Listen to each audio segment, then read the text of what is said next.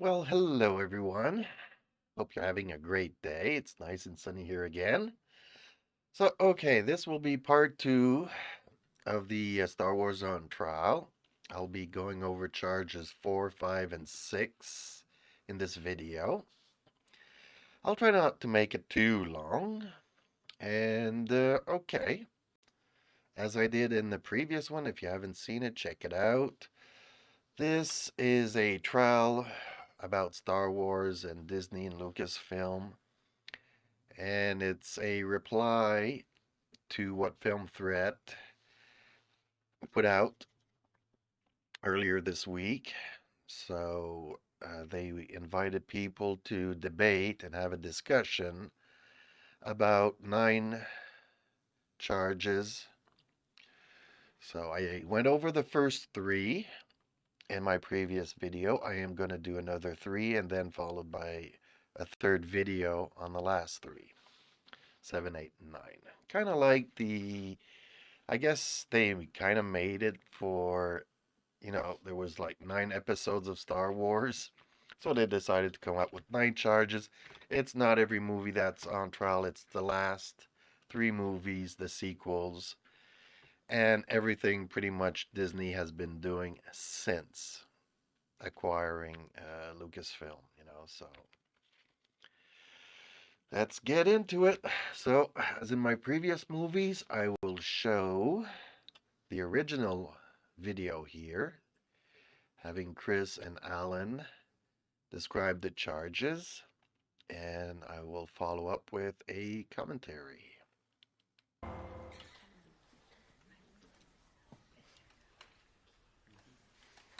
Your Honor, you're muted. Read charge number 4. And just to be clear, that mistake that I just made is no different than many of the other technical. I would say that we're up in line with most of your modern court cases, mistakes. And we have pre-television production. Appreciate your patience with us. 4. Lucasfilm is charged with flagrant violation of Star Wars canon with the injection of current day politics into Star Wars lore. By introducing current day politics into what should have been timeless storytelling, adding politics to storytelling, threatening audiences with accusations of racism, forcing diversity, again, the removal of Slave Leia and Slave One, and instead of adhering to the goals of timelessness, time of a time. Okay. This, first of all, look, I am seeing there's a typo here. I see two sentences buttered up. It should be a timeless classic or a timeless story. I see typos in this document. Mr. Ng, post this court proceedings. Would you please go through the document or have one of your colleagues at Film Threat go through the document to correct some of these spelling errors? We're not going to be taken seriously. Okay, well, I'm still going to take it seriously because I do think I know what they're talking about here. Okay, canon with the injection of current day politics. Yes, it's been a trend for the past decade. It first started off being subtle and under the radar, and then, you know, definitely over the past 3, 4, 5 years now, it's full blown diversity and all this stuff. I have nothing against diversity, except that the way they went about everything is like diminish and insult everything around you because you're different and you want acceptance. Well, if you kind of want acceptance, concentrate on the positives of yourself and everybody others' good side. Always try to appeal to people's good side. Pointing them out because you were pointed out, it's not necessarily, you know, there was this one guy that said, do unto others what you want people to do to you, so treat the others like you want to be treated, kind of a thing. Not that I necessarily adhere to that, but it is a good way about going about stuff. But yeah. See, back in the day, the original Star Wars, I'm not going to go into the prequels, but the original trilogy, people had, their flaws. And instead of concentrating everybody's attention on those flaws, well, let's say George did put the flaws there on screen, so we can talk about it. But the movie, the philosophy was to concentrate on people's good side of things. What's the positives here that we can concentrate on? And that will, any problem occurs using our positives as a collective will get us through whatever difficulties we face. That was like one of the, I think, canon ideas initially in Star Wars. And adding politics, it was obvious that everything was a political move. And I don't know if you heard about these check boxes. So, Star Wars always was diverse, but now it's like, well, once we check this box, we don't really need any storytelling, so it doesn't have to be canon, it doesn't have to follow any basic rules within Star Trek, as long as we check our boxes and diversity. So we have a female lead, we have our Chinese guy, we have our black guy, we have our, you know, and everybody has to be wimpy, or awkward, or, let's put in the forefront all his flaws so that it makes our hero look good. And we don't need to tell a story why she's good because everybody else is so bad. So, yeah, see, also here they go into threatening audience with accusations of racism. So, yeah, I don't know if they got into it so much with uh, those sequel movies. Maybe a little bit, but I do know that I've watched the Obi-Wan series, which was god awful. And yeah, then I would see it was really bad. The story was bad, having, again, legacy actors on screen not acting like they should, not having the debates, and, Obi-Wan was really reduced to crap as a character on TV, you know, running away with his tail in between his legs, which, Alec Guinness did such a good job of him in the initial movie. Everything, I'm not saying, even McGregor was a bad actor. I'm just saying, because we saw in the prequels, he did a really good job of Obi-Wan. He was continuing the philosophy. And then, for some reason, in the series, he just turned into this.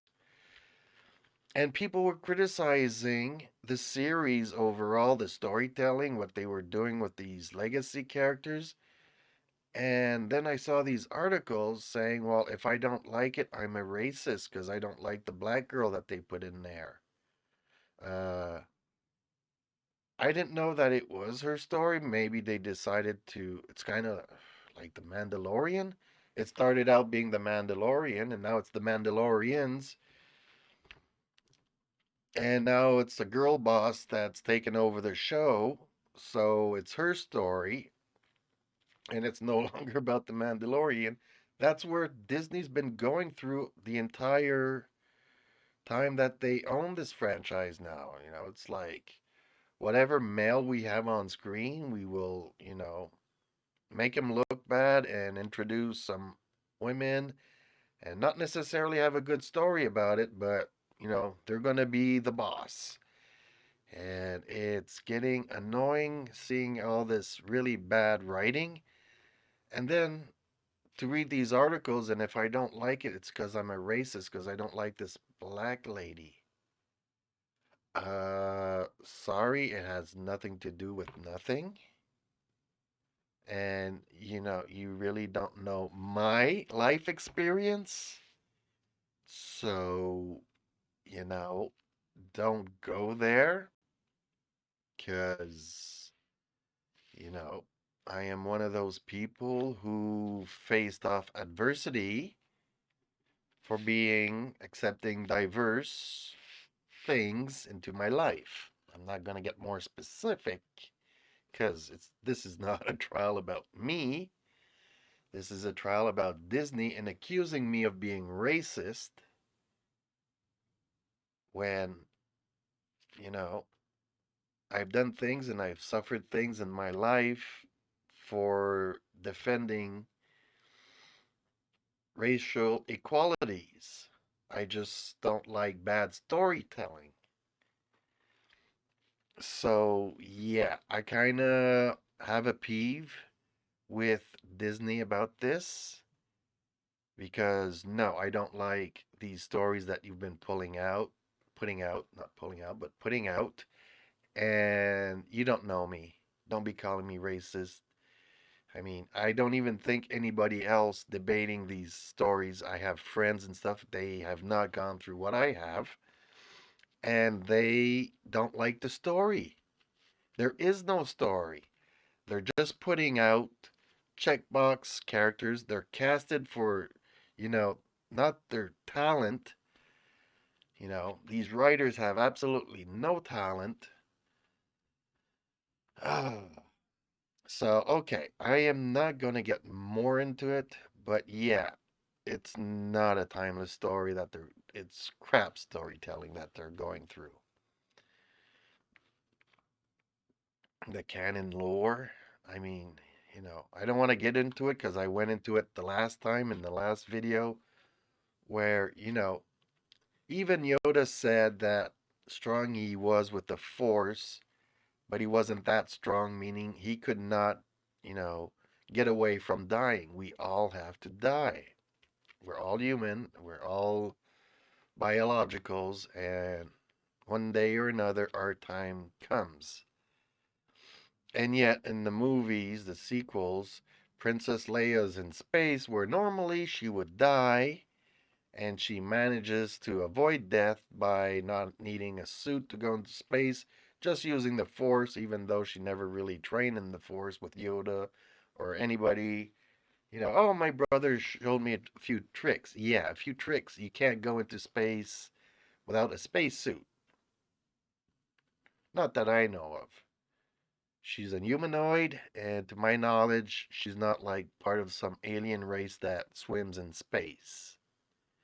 So, storytelling out the window. We will invent anything as we go along just to make her the girl boss. And it was, scene after scene, just this crap that made no sense, no thread, no storytelling.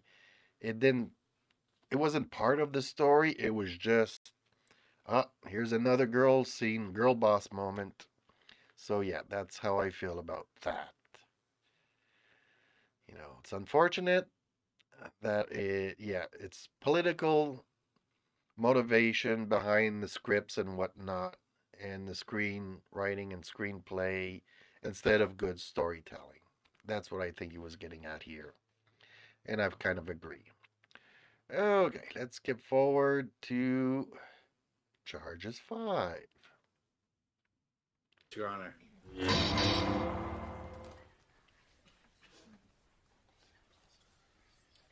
Charge number 5, if you would bring that up on screen, Mr. Ing, and read it for us, please. Yes. Here we go. Charge number 5.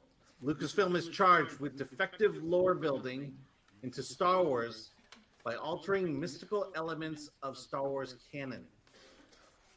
By demystifying elements of Star Wars that made the story worse. For example, Solo's last name, the Falcon's computer, Lando's robot obsession, death ceasing to matter, weapons charge,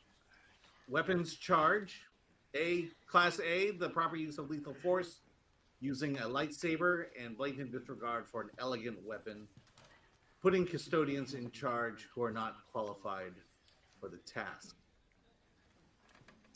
Mr. Ing, if I just need to implore you, you're Okay, so I think I covered a little bit of this. The lore building by altering mystical elements. So I just went into this the Force, and even with the Force, you cannot cheat death. And Leia was fabulous. I mean, absolutely fabulous. In the first trilogy, by definition, she just exuberates strength in a woman throughout the first three movies. They did not need to go and make her, being able to cheat death in the movie by being able to go in space without a spacesuit. But okay. Solo's last name, I don't remember none of that. The Falcon's computer, Lando's robot obsession, I don't remember none of that. Death ceases to matter.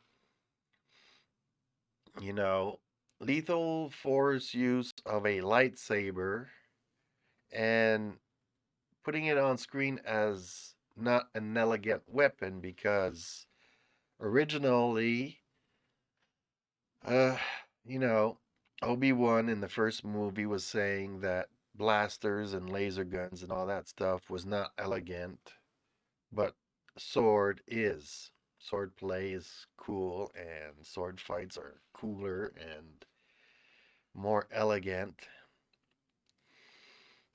And in the movie where it's used to just kill Han Solo, I mean, okay, they were kind of trying to recreate the death of Obi-Wan in the first one, but even Obi-Wan and Darth Vader had a face-off, and they were talking, debating, and trading blows with a sword.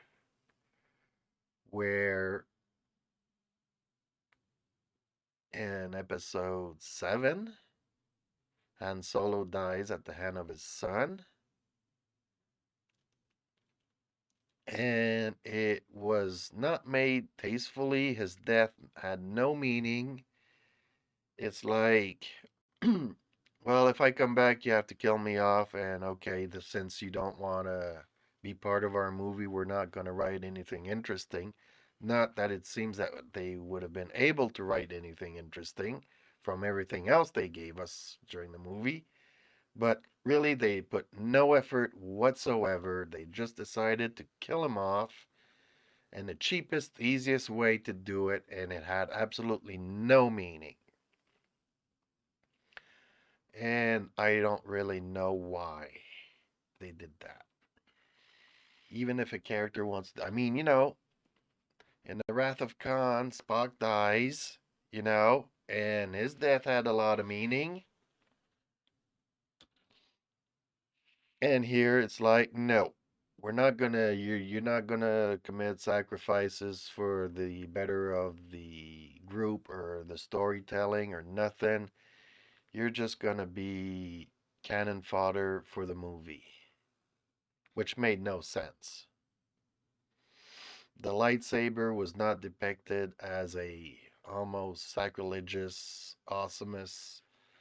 This glorified weapon, it was just cheaply used as a dagger, an assassin's dagger.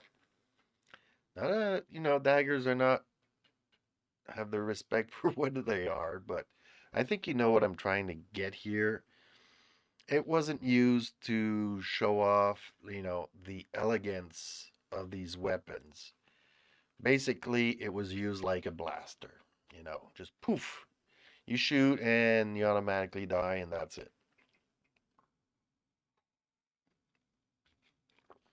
Like we've seen in so many other crappy death scenes on TV and movies and whatnot. So, yeah, I think that is where they were going with that. Unfortunately, it's been so long since I saw the movies. I don't remember the thing about Solo's last name and the Falcon's computer. Guessing the Millennium Falcon had a computer now and was talking or something. I forget this. Or is it when they say that they bypassed the compressor, which made no sense? And that's what they're referring to as, being cheap plot armor. Okay, so let's get into charge number 6. Reading here, handed today, and they're in their. Let's fast forward this a bit. Okay.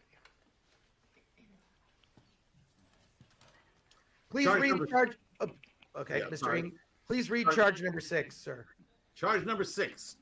Lucasfilm is charged with defamation of its fan base, blatant disregard, and threatening fans.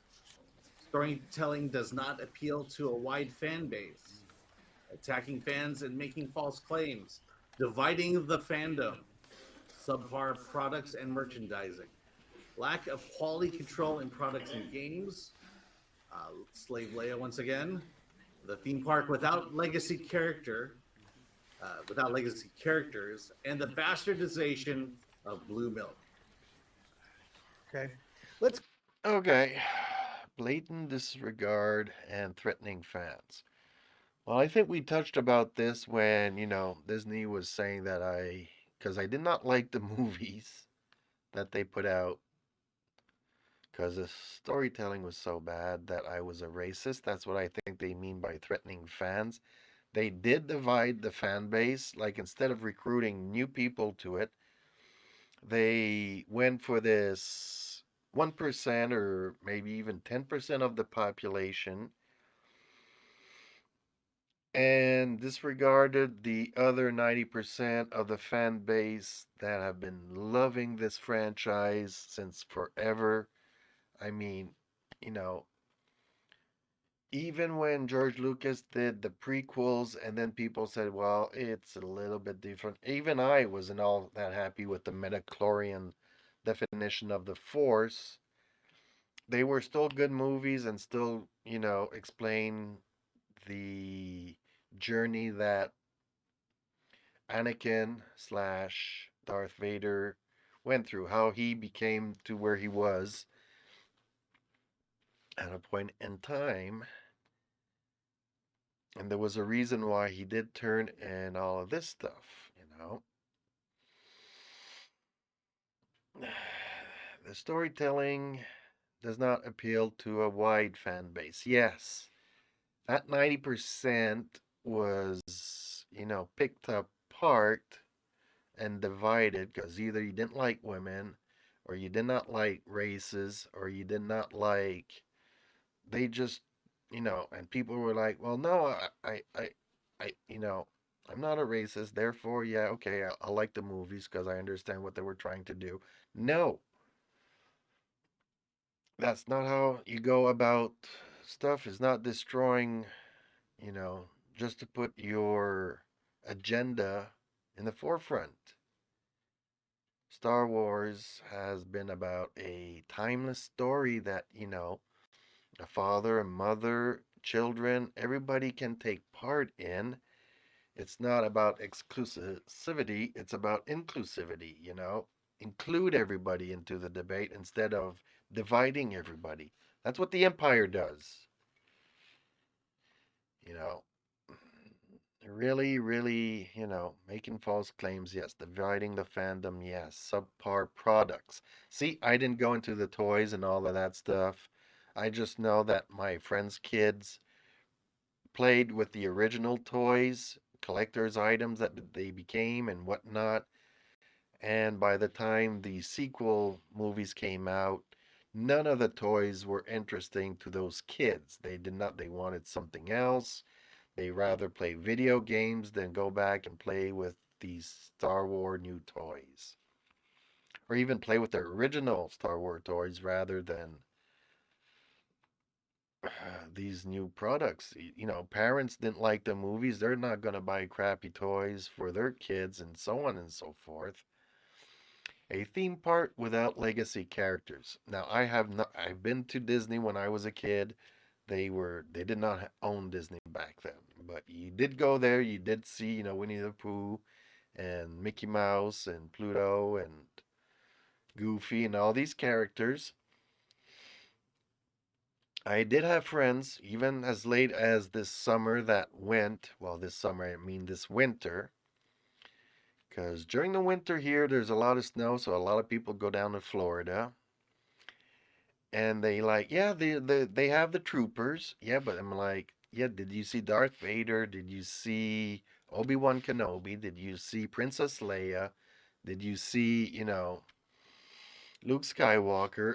And no, strangely enough. But they did have this new evil person. Yeah, but did they have any of the originals? No, they did not. So I have not been there. Maybe they were hiding somewheres. I can't speak to it personally. But yeah, people that I know that went there did not see any of the legacy characters. The bastardization of blue milk. Yes, okay. Yeah, that scene with Luke Skywalker, they just really wrecked him. His character, and I know it's sad. They could have really done something. Again, I don't want to compare it to Star Wars. I mean, not Star Wars, to Star Trek, but season 3 of Picard reunited legacy characters, gave them an interesting story, and made everybody shine throughout. Everybody had their moment throughout the series, and call it what you want, fan service or whatnot. But I still really think that it's respecting the lore, respecting those characters, respecting the journeys that they went through together, and respecting the fan base. It's all about respect, which the sequel trilogy in Star Wars did not do. They all made us feel cheap and crap and everything else, and nothing was important. And none of our beliefs, none of what we liked was important. What's important is the agenda, and it's really unfortunate that they decided to go this route. So, yeah. Okay, so these three charges pretty much overlapped one another, and I do feel like I was repeating myself here a little bit, but, you know, to discuss what happened or, what they did with the franchise. So hopefully the three last one charges I haven't read them yet. I haven't gotten to them. I read them basically before doing these videos. So it's pretty on the spot here. Nothing is rehearsed. So, okay, I hope you enjoyed this one. I'm sorry if it's already too long. I will end it here and hopefully you will stay tuned for more of my videos. Please, comment down below. I do want people's input. And if not here, I will put down the links down below to Film Threat and this original video in particular, and you can debate it there. So, thank you for watching. Hope to see you in the next one. Thank you, everybody, for watching. Uh, whether it is on Twitch, YouTube, come and talk to me in Discord. The links are in my profile. It's easy to find. And I hope to see you in the next one. Thank you again so much.